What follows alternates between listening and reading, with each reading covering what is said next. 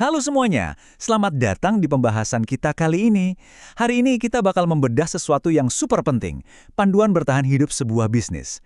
Tapi kita nggak akan cuma pakai teori bisnis yang klise. Kita bakal ngelihat siklus hidup bisnis dari sudut pandang yang paling jujur, yaitu matematika. Tenang-tenang, kita nggak bakal pusing ngomongin rumus akademis yang membosankan. Kita cuma mau ngelihat gimana sih angka-angka ini sebenarnya jadi kekuatan utama penentu hidup matinya sebuah usaha. Seru kan? Oke, mari kita langsung selami aja cetak biru ekonomi bisnis kita hari ini. Kita punya 6 poin perjalanan utama. Kita bakal melangkah pelan-pelan dari awal mula masuk ke arena pasar, ngatur ruang produksi, sampai akhirnya ngelihat gimana sih kekayaan itu menyebar di masyarakat luas tempat Anda berjualan. Nah, kita masuk ke fase pertama kita, keseimbangan pasar dan pajak. Disinilah langkah pertama Anda saat masuk ke arena pasar, dan Anda wajib paham kekuatan dasar yang lagi main di dalamnya. Coba bayangkan ini, ada kurva permintaan dan penawaran yang saling bersilangan. Titik E, tepat di persimpangan itu adalah keseimbangan pasar. Ini tuh kayak sweet spot-nya, sebuah titik yang super harmonis di mana bisnis hipotetis kita pertama kali masuk ke pasar. Di titik ini, harga dan kuantitas barang udah disepakati secara alami oleh kekuatan tarik ulur ekonomi. Tapi ya, namanya juga dunia nyata, kondisi ideal yang sempurna itu jarang banget bertahan lama kan? Pemerintah biasanya masuk ngasih regulasi, contohnya penerapan pajak spesifik per unit. Pajak ini tuh ibarat gangguan dalam keseimbangan tadi. Terus apa akibatnya? Harga ekuilibrium terdorong jadi lebih tinggi, sementara jumlah barang yang beredar malah menyusut. Ini realitas pertama yang pasti Anda hadapi. Faktor eksternal bakal selalu meriset aturan main Anda. Lanjut ke bagian kedua, analisis biaya produksi. Setelah paham kondisi pasar di luar sana, kita harus beralih ngelihat ke dalam, ngebangun produknya. Dan di sini, kita ketemu sama satu kenyataan pahit yang pasti ada, yaitu biaya. Sekarang, apa yang bikin ilustrasi ini menarik banget? Lihat deh garis datar di bagian bawah itu. Itu namanya biaya tetap atau FC. Bayangin ini kayak uang sewa gudang Anda. Nggak peduli Anda mau bikin 1 unit barang atau 1000 unit, bayar sewanya ya tetap segitu. Tapi, coba lirik kurva biaya total dan biaya variabel di atasnya. Mereka bentuknya kayak parabola yang terus-terusan mendaki seiring naiknya produksi. Dan uniknya, jarak antara kedua kurva ini selalu sejajar, persis sebesar biaya tetap tadi. Ini benar-benar nunjukin seberapa cepat struktur biaya Anda bisa meledak kalau nggak diawasi. Terus, dari situ muncul satu pertanyaan besar yang menghantui setiap pengusaha. Dengan semua uang yang terus mengalir keluar buat ongkos produksi tadi, gimana caranya kita bisa membalikan keadaan jadi keuntungan nyata di rekening bank kita? Nah, ini ngebawa kita ke fase yang paling ditunggu-tunggu, penerimaan dan keuntungan maksimum. Di sini pertarungan aslinya dimulai, karena tujuan kita bukan cuma asal jualan, tapi gimana meraup hasil finansial yang paling optimal.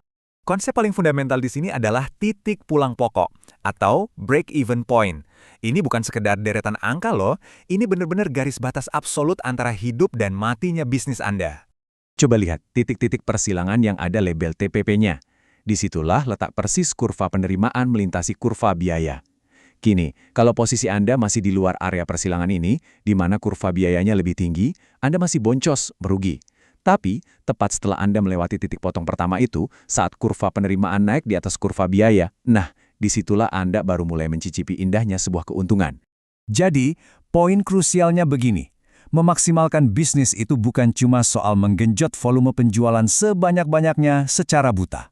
Fokus utama Anda justru harus ke gimana melebarkan jarak vertikal yang positif antara kurva penerimaan dan kurva biaya tadi. Makin lebar jaraknya ke atas, makin gede profitnya. Biar lebih kebayang, kita ambil satu angka super menarik dari kasus 25 di data kita, Rp135.000. Ini adalah nilai penerimaan total maksimum paling mutlak yang berhasil diraih oleh sebuah bisnis monopolis. Dan itu terjadi persis saat mereka memproduksi 300 unit barang. Tebak apa yang terjadi kalau mereka produksi lebih dari itu? Bukannya makin untung, penerimaannya justru menurun. Nggak nyangka kan? Anda mungkin mikir, dapetin angka segitu itu butuh keberuntungan tingkat tinggi. Padahal, ini murni matematika yang terstruktur. Cuma butuh 3 langkah. Pertama, tentukan fungsi permintaan Anda. Kedua, hitung penerimaan marginalnya. Dan ketiga, cari titik puncak absolut dari kurva parabola penerimaan tersebut. Itulah peta jalan pasti buat nemuin puncak tertinggi keuntungan Anda. Tapi tahan dulu. Buat dapetin semua penerimaan itu, kita jualan ke manusia kan? Jadi kita harus geser sebentar fokus kita buat paham batasan dan kepuasan dari konsumen kita. Konsep ini tuh menceritakan kisah yang dekat banget sama kita sehari-hari. Bayangkan kurva utilitas total di atas itu kayak pengalaman Anda lagi makan pizza terenak di kota Anda. Gigitan pertama, wah rasanya luar biasa. Kepuasannya langsung melesat tajam. Puncaknya adalah waktu Anda udah ngerasa kenyang sempurna. Tapi, coba perhatikan kurva utilitas marginal di bawahnya. Kalau Anda dipaksa makan loyang ke-6, kepuasan tambahan Anda langsung anjlok sampai minus. Anda malah jadi mual. Sebagai bisnis, Anda wajib tahu persis kapan target pasar Anda menyentuh titik jenuh seperti ini. Mengetahui batas selera konsumen itu hebat, tapi sekarang kita harus kembali nengok ke dalam. Kita perlu mastiin kalau lini produksi kita beroperasi di tingkat seefisien mungkin. Nah, skala produksi kita itu bakal ngelewatin 3 babak. Awalnya, produk total meroket naik dengan mulus. Terus, produk rata-rata mulai kehabisan bensin dan mentok di titik maksimumnya. Sampai akhirnya, produk marginal nyentuh angka 0. Di titik 0 ini, mau Anda nambahin 1 bahan baku lagi atau 1 orang pekerja lagi, itu nggak bakal ngasih tambahan hasil apa-apa. Dan ini dengan sangat brilian nunjukin apa yang disebut titik belok. Di awal kurva, tiap kali Anda masukin tambahan sumber daya, hasilnya langsung melonjak eksponensial. Tapi awas, begitu Anda ngelewatin titik belok ini, hukum hasil yang semakin berkurang mulai bekerja. Usaha tambahan yang sama besarnya cuma bakal ngasih peningkatan produksi yang makin lama makin kecil. Di babak pamungkas kita kali ini, kita bakal zoom out buat ngelihat masyarakat kita secara utuh.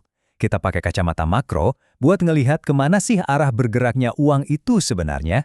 Lengkungan hiperbola tajam yang digagas oleh Vilfredo Pareto ini adalah bukti matematis dari sebuah realitas yang universal. Sebagian besar kekayaan di luar sana cuma dipegang sama presentasi populasi yang sangat kecil. Ini benar-benar alat bantu visual yang esensial banget buat nentuin di kelas ekonomi mana produk Anda mau bermain. Biar langsung kebayang, coba kita terapkan rumus Pareto ini ke data real 8 juta penduduk DKI Jakarta. Coba tebak, lewat hitungan ini, kelompok yang pendapatannya di atas $400 itu ternyata cuma 1.000 orang.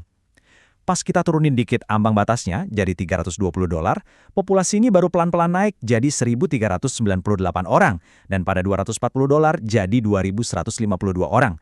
Angka-angka ini secara absolut mendikte seberapa besar ukuran audiens yang benar-benar siap dan mampu membeli produk premium Anda. Jadi, dari semua penjelasan ini, pesan yang mau saya sampaikan adalah kurva, hiperbola, dan titik-titik persilangan ini bukan sekedar rumus di buku teks. Mereka ini adalah gravitasi tak kasat mata di dunia nyata. Angka-angka inilah yang sesungguhnya mengendalikan gimana Anda harus naruh harga produk, ngatur strategi operasional, dan akhirnya sukses mendominasi pasar. Jadi, saya mau ninggalin Anda dengan satu pertanyaan penting. Kalau hari ini Anda sedang merintis usaha, di titik mana di kurva-kurva tadi Anda sedang berpijak? Saran saya, pelajari betul matematika di balik bisnis Anda, antisipasi tiap tikungannya, dan bersiaplah untuk menaklukkan puncaknya. Terima kasih banyak udah membedah analisis ini bareng kita, dan sampai jumpa!